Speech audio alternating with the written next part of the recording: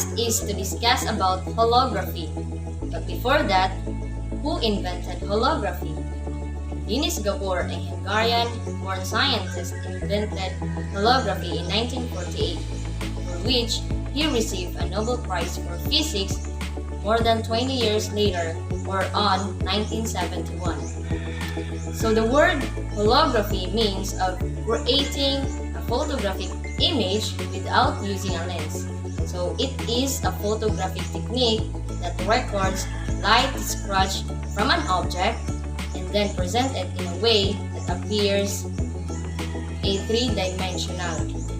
So when we say hologram, it is the photographic recording of the image. This shows a hologram which appears to be an unrecognizable pattern of stripes and whorls, but which when illuminated by coherent light, as by a laser beams, organizes the light into a three-dimensional representation of the original object.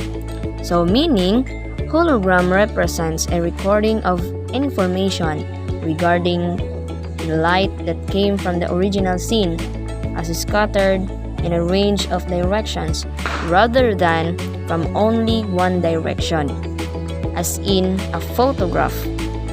This allows the scene to be viewed from a range of different angles as if it were still present. An ordinary photographic image records the variation in intensity of light reflected from an object, producing dark areas where less light is reflected and light areas where more light is reflected. The question is, how can we make a hologram? Well, the way to make a hologram is to take the light that bouncing up the apple and mix it with a laser beam.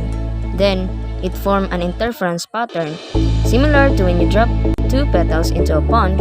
The waves spread out, and when they meet each other, they form a certain cross-scratch pattern. We're going to take this cross-scratch pattern like interference pattern, and we're gonna put it in some photographic chemicals that will record it.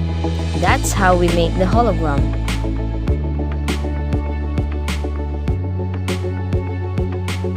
Holography is a technique that enables wavefront to be recorded and later reconstructed. It is a method of generating three-dimensional images, and it has a wide range of other applications. In principle, it is possible to form a hologram in any type of wave.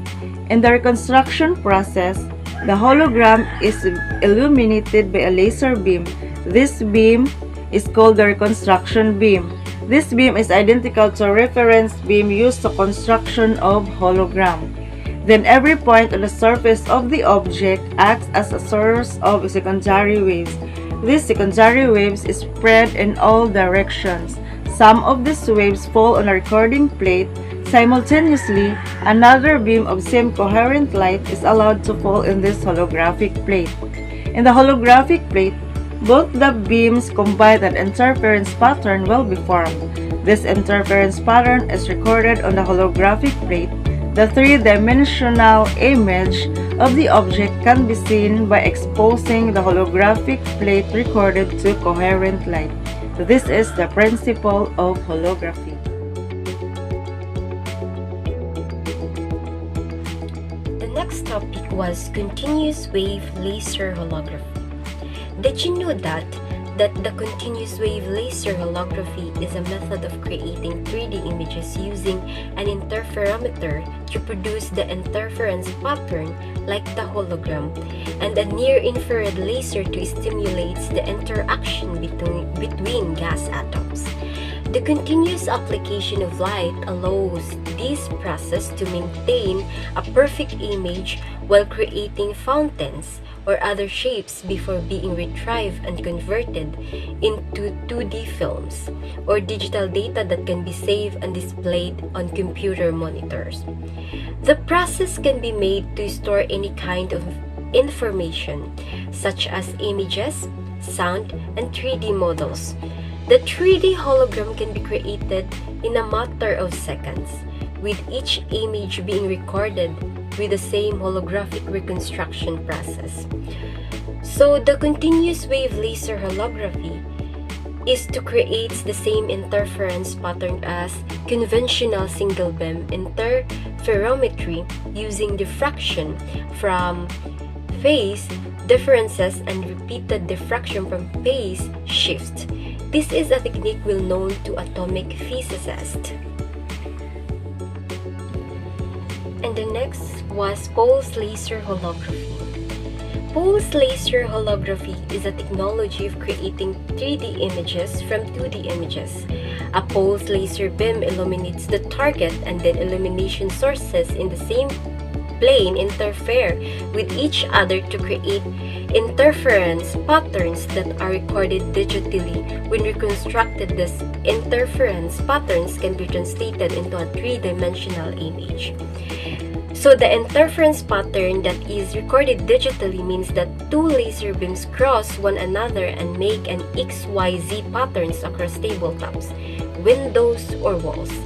That XYZ patterns would be similar to a pattern of horizontal lines on a paper with height and width dimension.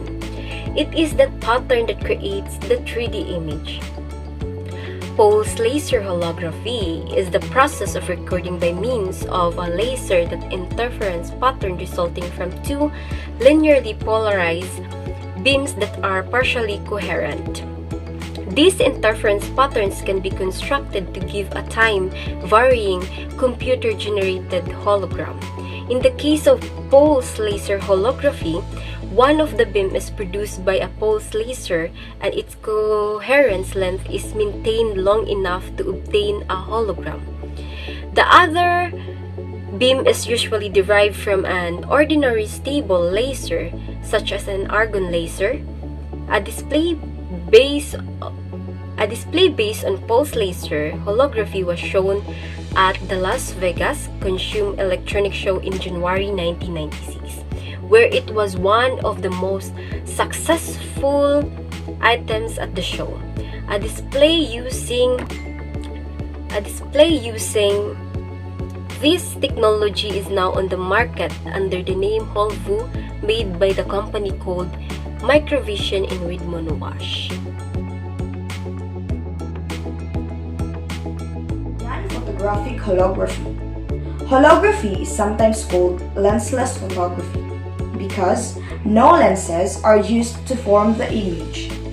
The plate or film with the recorded wave patterns is called a hologram.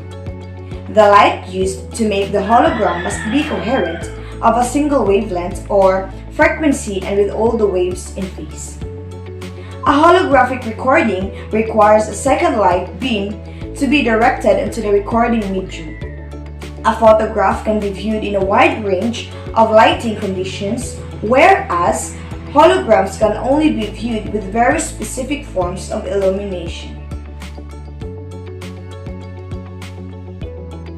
Major applications of holography.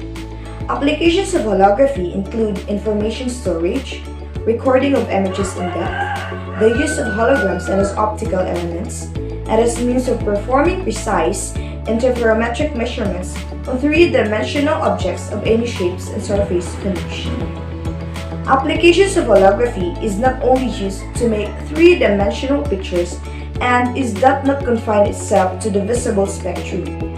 Microwaves are used to detect objects through otherwise impenetrable barriers.